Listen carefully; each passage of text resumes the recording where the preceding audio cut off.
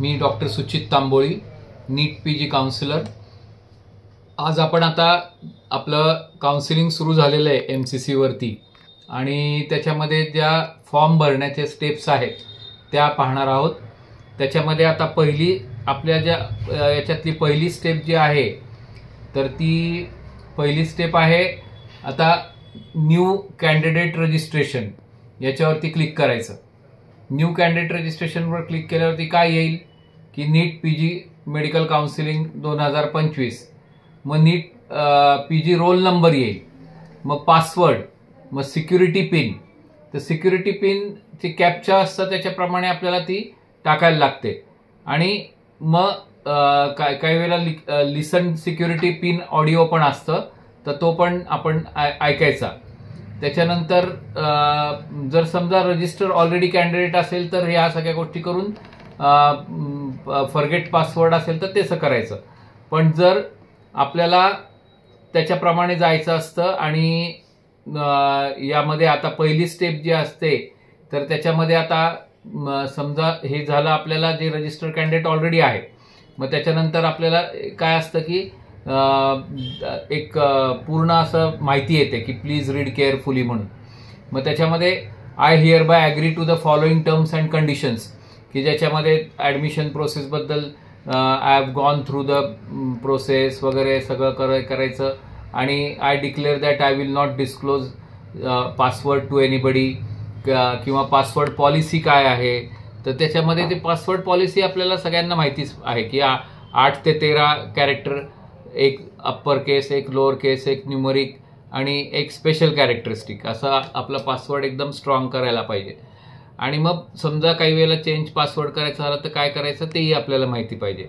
तर याला सगळ्याला आपण ॲग्री असं म्हटलं की मग आपल्याला तो जो स्क्रीन आहे तो अजून पुढे पुढे जाईल आणि मग एकदा ॲग्री केलं त्याला की त्याच्यानंतर मग आपल्याला पुढे नवीन नवीन स्क्रीन येत राहतात आणि मग त्याप्रमाणे आपल्याला पुढचं हे करायचं आहे।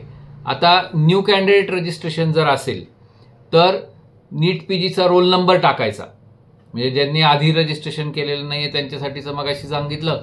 पण आता महत्त्वाची गोष्ट काय की न्यू कॅन्डिडेट रजिस्ट्रेशन जी स्टेप 3 आहे, enter the details to register and create the account. So net PG application number टाकायचा, कॅन्डिडेटचं नाव टाकायचं, मदर्स नेम टाकायचं, डेट ऑफ बर्थ टाकायची आणि security pin as per the captcha टाकून सबमिट करायचं। प्रत्येक वेळेला त्या प्रत्येक स्टेपला सबमिट करण्याचं विसरायचं नाही, ते फार महत्त्वाचं आहे। तर त्याच्यामुळे ते पण अतिशय आवश्यक आहे। त्यानंतर आपल्याला आता जायचं आहे की स्टेप 4ला काय। मग स्टेप 4ला आपल्याला गेल्यानंतर काय काय पाहायचं आहे याच्यामध्ये ते आपण पाहूया। तर आता आपण स्टेप 3ला काय केलं की आपले रजिस्ट्रेशन केलं आणि आपलं अकाउंट क्रिएट केलं, हो की नाही। मग आता त्याच्यानंतरच्या स्टेपला आपण काय करणार आहोत तर स्टेप 4ला जाणार आहोत आणि स्टेप 4ला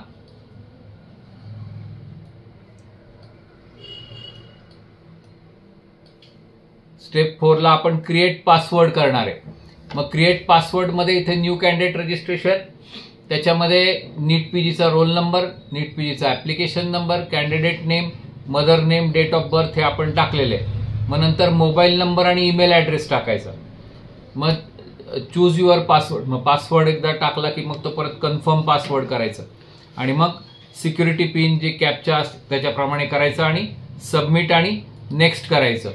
आता सबमिट आणि नेक्स्ट केल्यानंतर आपल्याला 5वी स्टेपला जायचंय। मग 5वी स्टेप काय आहे आपली, आता एकदा आपलं पर्सनल डिटेल्स टाकले, त्याच्यानंतर पासवर्ड क्रिएट केला, मग त्यानंतर आता आपण 5वी स्टेप आहे की verify using mobile number OTP और ईमेल ID OTP। मग आता याच्यामध्ये काय असतं की व्हेरिफिकेशन ऑफ मोबाईल नंबर और email address is mandatory to get registered successfully. मग याच्यामध्ये if you didn't receive OTP you can resend the OTP by clicking on the resend OTP link. मग enter mobile number, one time password कुठला आहे तो महत्त्वाचा आहे। त्याच्यानंतर और ईमेल, म्हणजे आयदर तुम्ही मोबाईलवरती OTP घ्या किंवा ईमेलवरती घ्या आणि मग सिक्युरिटी करा आणि मग परत व्हेरीफाय आणि फायनल सबमिट असं करायला पाहिजे. म्हणजे ही 5वी स्टेप काय झाली की व्हेरीफाईंग युजिंग मोबाईल नंबर आणि ईमेल ID. मग त्याच्यानंतर ते झाल्यानंतर आपल्याला आता जायचंय 6व्या स्टेपला. आता 6व्या स्टेपला आपण काय करणार आहोत तर आता 6व्या स्टेपला जाऊन आपण काय करणार आहे की त्याच्यामध्ये तुम्हाला बाकीची पुढची माहिती द्यायची आहे. म्हणजे आता कंप्लीट ऑल स्टेप्स म्हणजे फिल ॲप्लिकेशन फॉर्म की आता त्याच्यामध्ये आपण ऑथेंटिकेशन फॉर्म किंवा ॲप्लिकेशन फॉर्म जो आहे तो पूर्ण भरला की नाही, क्वालिफिकेशन डिटेल्स टाकले की नाही, इंटर्नशिप कंप्लिशन डिटेल्स टाकले की नाही, सिलेक्शन ऑफ काउन्सिलिंग कोणतं केलं ते केलं की नाही, कॉन्टॅक्ट डिटेल्स आणि फायनल सबमिशनचे अशा या वेगवेगळ्या अजून आपल्याला पुढच्या स्टेप्सना जायचं आहे.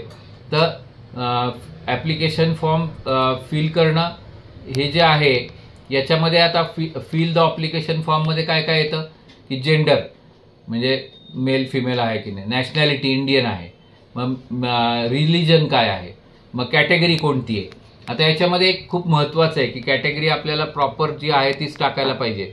मग त्याच्यामध्ये तुम्ही जनरलमध्ये असाल, ओपनमध्ये असाल किंवा तुम्ही जर OBC असाल, NT असाल तर त्याच्यामध्ये तुम्हाला एक लक्षात घ्या की OBCचं सर्टिफिकेट आपल्याकडे सेंट्रलचं असेल तरच इथं OBC टाकायचं सेंट्रलचं, किंवा EWSचं सेंट्रलचं सर्टिफिकेट पाहिजे. सेंट्रलचं आणि स्टेटचे दोन्हीचे सर्टिफिकेट वेगवेगळे आहेत आणि त्याप्रमाणे आपल्याकडे कुठलं सर्टिफिकेट आहे त्याप्रमाणेच आपण तिथे सब कॅटेगरी टाकायला पाहिजे. मग अदर इन्फॉर्मेशन म्हणजे त्याच्यात मराठी स्टेटस असेल, do you want to apply for the arm force medical college. आता आर्म फोर्स मेडिकल कॉलेजला कसं आहे की ज्यांना जायचं आहे त्यांनी त्याच्यामध्ये टाकायचं. आता ज्यांचा रँक चांगला आहे, पहिल्या 10,000तला रँक आहे आणि त्यांची इच्छा आहे आर्म फोर्सला जायची, आत्ता अजून ठरवलं नाही आहे काही वेळेला की आर्म फोर्सला जाऊ का नको जाऊ, तरीसुद्धा टाकून द्या. म्हणजे जर समजा उद्या तुम्ही नाही ते भरलं तरी चालतं, पण तुम्ही आधी ते टाकलं महत्त्वाचं आहे. त्याच्यामुळे तुम्ही आर्म फोर्सला पण टाकून द्यायला काहीच हरकत नाही. म्हणजे आर्म फोर्सचं नाव टाकायला काय प्रॉब्लेम नाही ना. आपल्याला नंतर समजा नाही भरला आपण फॉर्म तरी काही प्रॉब्लेम येत नाही, पण जर नंतर आपल्याला वाटलं तर आपल्याला जाता येत नाही, हा मेन प्रॉब्लेम असतो. त्याच्यामुळे ॲप्लिकेशन फॉर्म भरताना ते अतिशय महत्त्वाचं आहे.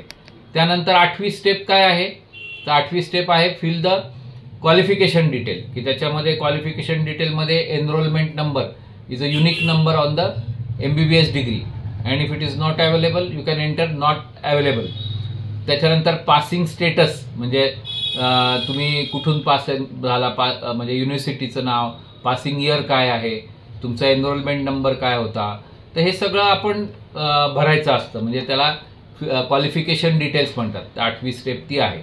तर त्याच्याप्रमाणे क्वालिफिकेशन डिटेल्स घ्यायचे आणि मग सेव्ह आणि एक्झिट करायचं. आता सेव्ह आणि एक्झिट प्रत्येक वेळेला केलंच पाहिजे हे मी तुम्हाला परत परत सांगतोय, कारण नाहीतर मग ती माहिती त्याच्यात आपल्याकडे हे होत नाही, सेव्ह होत नाही आणि मग पुढे परत फॉर्म भरायच्या वेळेला प्रॉब्लेम म्हणजे जेव्हा फायनल फॉर्म भरू आपण तर त्यावेळेला प्रॉब्लेम होतो.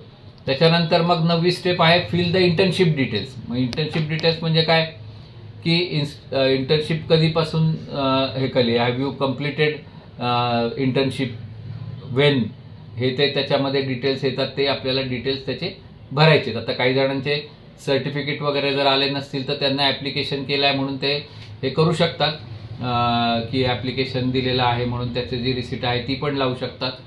मग इंटर्नशिपचे डिटेल्स भरताना इन्स्टिट्यूटचं name, address, internship starting date, internship completion date आणि मग have you completed the internship. आता इंटर्नशिप कम्प्लीट केल्याशिवाय तुम्हाला ही परीक्षाच देता येत नाही, त्यामुळे इंटर्नशिप ज्यांनी कम्प्लीट केलेली आहे त्यांना हे सगळे डिटेल्स द्यायला लागतात की इंटर्नशिपचा स्टार्टिंग डेट काय, एंडिंग डेट काय वगैरे ते. आणि मग परत तिथे परत तेच की सेव्ह आणि एक्झिट. सो 10वी स्टेप आपली झाली की फिल द इंटर्नशिप डिटेल्स. आता फिल द इंटर्नशिप डिटेल्स तुमचे झाले. त्याच्यानंतर सिलेक्ट द काउन्सिलिंग टाईप. हे एक अतिशय महत्त्वाचं आहे की ज्याच्यामध्ये तुम्हाला apply for all India quota, deem university किंवा NBMS म्हणजे DNB कोटा. तर तुम्हाला कुठले पाहिजे आहे. आणि आर्म फोर्स मेडिकल कॉलेज, मी मगाशी सांगितल्याप्रमाणे आर्म फोर्स मेडिकल कॉलेज नको असेल आणि नंतर वाटलं तर प्रॉब्लेम येईल म्हणून आता तुम्ही हो म्हटलं तरी चालेल, कारण तुम्हाला फी डीम सोडून बाकीच्या तिन्ही याला क्लिक केलं तरी सारखीच लागणार आहे. त्यामुळे ऑल इंडिया कोटा नंतर DNB कोटा आणि आर्मफोर्स असे तुम्ही क्लिक करून टाका. आणि मग डीमला मात्र वेगळी फी लागणार आहे. म्हणजे याच्यामध्ये कसं आहे की 25,000 रुपये फी लागणार आहे कॉमन म्हणजे जनरल कॅटेगरीच्या लोकांना, आणि 10,500 लागणार आहे बाकीच्या कॅटेगरीच्या लोकांना. आणि मग जर तुम्ही डीमला गेलात तर मात्र तुम्हाला 2,05,000 फी लागणार आहे. मग हे महत्वाचं आहे, कारण त्याच्याप्रमाणेच आपल्याला पुढे फी पण भरावी लागणार आहे. तर काउन्सिलिंग टाईप तुम्ही काय सिलेक्ट करताय हे फार महत्वाचं आहे. त्यामुळे त्या पद्धतीने तुम्ही जायला पाहिजे की काउन्सिलिंग टाईप तुम्ही सिलेक्ट केला. आता ही आपली 11वी स्टेप झाली की आपण काउन्सिलिंग टाईप सिलेक्ट केलेला आहे आणि त्याच्याप्रमाणे आपण आता पुढे जातोय. आता पुढे जाताना आपल्याला काय काय करावं लागेल, तर त्याच्यामध्ये आता एकदा काउन्सिलिंगची स्टेप झाली, सगळं झालं, तर मग त्याच्यानंतर आपल्याला एक तर याच्यामध्ये 12वी स्टेप जी आहे तर ती इंटर्नशिप डिटेल्स टाकले, त्याच्यानंतर मग कॉन्टॅक्ट डिटेल्स टाकायचे. म्हणजे काय की तुमचा करस्पॉन्डन्स ॲड्रेस काय, परमनंट ॲड्रेस काय, ते वेगवेगळे असतील तर ते टाकायला लागतात. जर दोन्ही सेम असतील तर सेम टाकायचे. मग त्याच्यामध्ये लोकॅलिटी येईल, स्टेट येईल, डिस्ट्रिक्ट येईल, कंट्री येईल, सब कॅटेगरी येईल, आणि मग ते सगळे कॉन्टॅक्ट डिटेल्स भरणं हा एक अतिशय महत्त्वाचा मुद्दा आहे, कारण तुम्हाला त्याच्यावरती सगळा करस्पॉन्डन्स येणार आहे, त्यामुळे तो महत्त्वाचा आहे. त्याचबरोबरीने आता हे सगळं झाल्यानंतर आपल्याला जे चार्जेस भरायचे आहेत त्यावेळेला अकाउंट डिटेल्स द्यायला लागतात. त्याचं कारण असं आहे की तुम्ही समजा डिपॉझिटची जी रक्कम आहे तर ती तुम्ही ज्या अकाउंटमधून भरता त्याच अकाउंटला परत ती 3 महिन्यांनी परत येते. म्हणजे ज्यावेळेला आपण डिपॉझिट भरतो त्यावेळेला ती रक्कम तशीच परत येत असते, हे लक्षात ठेवा. त्याच्यामुळे मग नंतरची स्टेप काय की प्रिव्ह्यू द डिटेल्स. मग तुम्ही ते सगळ्या स्टेप्स येतात की authentication form, application form, qualified, मग त्याच्यापुढे त्याचं स्टेटस येतं की कम्प्लिटेड आहे का, कम्प्लिटेड आहे का. मग फायनल सबमिट मात्र कम्प्लिटेड नाही आहे. मग 15 आपल्याला शेवटचे स्टेप काय आहे, pay the registration and security deposit आणि wait for the seat matrix आणि चॉईस फिलिंग. आता आपल्याला एक लक्षात ठेवा की आपल्याला एक डिपॉझिट भरणं, याच्यामध्ये नंतर डिपॉझिट जप्त कोणाचं होतं, काय प्रॉब्लेम येतात ते आपण सगळं नंतर बघू, कारण ते कुठल्या कुठल्या कंडिशनमध्ये ते जप्त होतं वगैरे तर ते आपल्याला पाहता येईल नंतर. पण रजिस्ट्रेशन फी भरणं आणि सिक्युरिटी डिपॉझिट भरणं इथपर्यंतच आता आपल्याला करायचं आहे. आणि मग सीट मॅट्रिक्स यायला वेळ आहे, पण आता आज PWDची पण नोटीस आलेली आहे. तर मला असं वाटतंय की या आठवड्याभरात आपलं हे सगळं पूर्ण प्रोसेस चालू होऊन जाईल.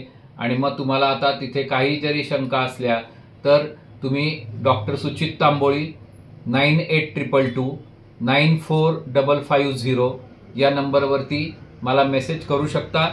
आणि आपल्या यूट्यूब चॅनल आहे डॉक्टर सुचित तांबोळी नावानी, तर ते चॅनल लाईक करा, सबस्क्राईब करा आणि ते तुम्ही शेअर करा. म्हणजे हा व्हिडिओ सगळ्यांना पण माहिती पडेल की आपण कुठल्या स्टेपनी जायचं आहे आणि कशा प्रकारे काउन्सिलिंगचा आपल्याला फॉर्म भरायचा आहे. आणि हा ऑल इंडियाचा फॉर्म आता आपण सगळ्यांनी भरायला पाहिजे. आता याला अजून लास्ट डेट आलेली नाही आहे, याचा टाइम टेबल येईल आणि मग त्याच्यामध्ये लास्ट डेट वगैरे येईल. पण हे साधारणतः महिनाभर चालू राहतं. मागच्या वर्षी तरी तसं झालं होतं की विदाऊट डेट आणि हे प्रोसिजर अशी चालली होती आणि मग ती महिनाभर बरोबर जवळजवळ चालली होती. पण तसं आता काय होईल ते आता माहिती नाही आपल्याला. जर आपल्याला टाइम टेबल आलं तर आपण टाइम टेबल त्याच्यानंतर चर्चा करू आणि सीट मॅट्रिक्स आलं की परत भेटूया. नमस्कार.